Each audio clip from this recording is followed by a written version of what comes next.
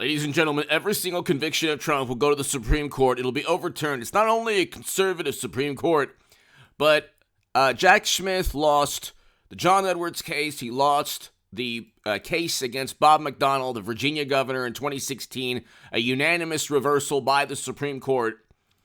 What takes place, especially with these types of prosecutions, is that you need evidence to show that Trump deliberately mishandled classified data as a former president. You need some kind of precedent. How many other former presidents have been persecuted by their rival parties' attorney generals? How about none? You have two allegations against Trump, two indictments. One, that the hush money payment in New York was a federal crime, which of course it wasn't. The FEC fined Clinton and the DNC for the Steele dossier. The FEC did not fine Trump. Okay, again, did not fine Trump. So those misdemeanors in New York have to be elevated to felonies because of an imaginary federal crime. They didn't even list the federal crime that he committed in New York. The classified data issue is even more hilarious. CNN, Trump team handed over tapes of interviews to special counsel, sources say. Okay, this is a CNN article that will almost surely, that will ensure the Supreme Court, if this is accurate, if the article is accurate, the Supreme Court overturns any conviction. I don't even think it'll get to that. I think it'll be a mistrial or an acquittal with a Miami jury as opposed to a New York jury that will just always continually side with the prosecution against Trump. He'll never have a fair trial in D.C. or New York, ever. Because there are people who their lives are devoted to despising Trump for no reason. We had record low poverty with Trump. We had record highs in household median income. He brought home Americans from never-ending military conflict. The Doha Agreement was his negotiated deal, okay? Not Biden's.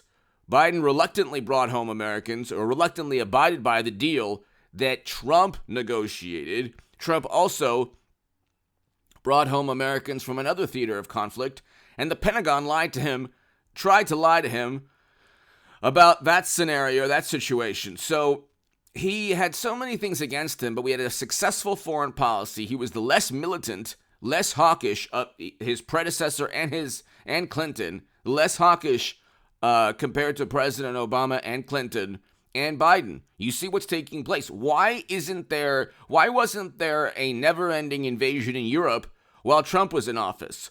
Why don't the morally superior, highly educated liberal Democrats ask that question? I've heard an absurd, stupid response. Oh, well, because you know who got what he wanted. It's like, what? What do you mean got what he... Nobody's getting what they want now.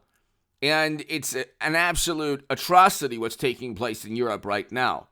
Okay, and of course media is not really reporting on all the truth regarding the terrible state of affairs. But anyway, hit subscribe to this channel right now. Trump's team handed over recordings. Okay, Trump knows more about the recordings. We'll get to that in a second, almost certainly, but there's no document. The most important piece of evidence against Trump, the most important, consequential, glaring piece of evidence against Trump, that paper that was classified, that he said, I could have declassified it, but I didn't. By the way, there's an ellipsis. Now, they've added an ellipsis, like 3 dots, meaning another set of phrases or words to the quote. That thing, they've completely mangled and twisted and distorted whatever the quote is.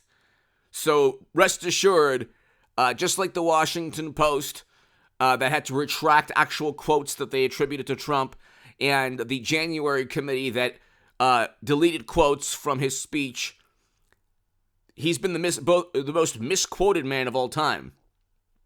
That indictment almost certainly, can't say with certainty, but I'm highly confident, just like the intel agencies regarding the DNC emails, I'm highly confident that they have misquoted Trump.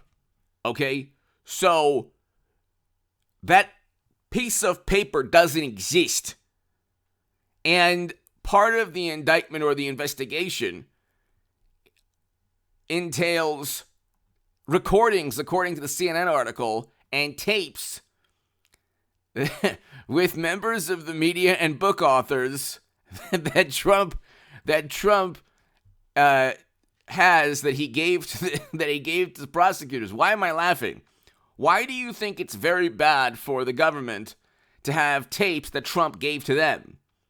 Why do you think it's very bad for the government for them to indict Trump on tapes given to them by Trump himself? And it alludes to the indictment tape being a recording being given to federal prosecutors. Why do you think that's a bad thing, ladies and gentlemen? Why would it be a bad thing for Donald Trump to give evidence to Jack Smith or federal prosecutors of tapes that he has? Because almost certainly he knows everything that he's talking about. The prosecutors don't. He knows the context. He knows he's being recorded. So, the prevailing mentality among Democrats and media and the morally superior among us is that Trump is a complete buffoon and he can't control his words. And well, then why he hasn't in 7 years? They failed to come up with an indictment until recently. One, a complete joke regarding hush money, and a federal crime that didn't exist in New York that will definitely be overturned by the Supreme Court. And there's legal scholars talking about this. And this indictment, after 7 years, all they could find is hush money and boxes of classified data when Clinton had servers siphoning classified data outside the U.S. government for 4 years that President Obama didn't even know of. Yeah, right. That was, of course, a greater lie by President Obama than anything Trump has ever said. And you can add the lies to, Bill Clinton met with the Attorney General. Could you imagine if Melania met with William Barr or Jeff Sessions, which would never have happened because Jeff Sessions was basically a Democrat when he recused himself and allowed that Mueller probe to torment Trump and everyone around him. But, I mean, Trump knows... Trump has the context. He understands that he was recorded. He probably is leading them on a wild goose chase. That's why do you think that Trump is ever going to serve even 1 second in jail? It will never happen. It will never happen because he didn't commit a crime.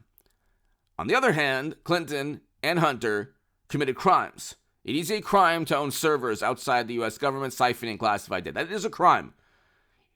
And if the rebuttal is, no, it's not, the Honorable James Comey said it wasn't, well, nobody has explained how you can transfer classified data onto servers. The act of if you try to explain how that happened, you're already describing an illegal act.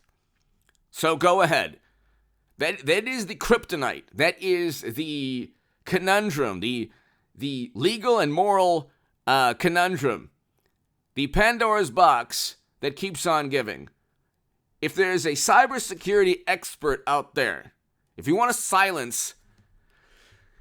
see them just revert to like the most cowardly state, ask any well, actually don't, but if there were two people, if there was a person debating, let's say, there was a human being debating a cybersecurity expert on Twitter, one of the many cybersecurity and national security experts that despise Trump on Twitter or social media or on CNN or whatever. Simply, the person would simply have to ask that individual, how did Clinton transfer the top secret data and the SAP intel onto servers outside the United States government?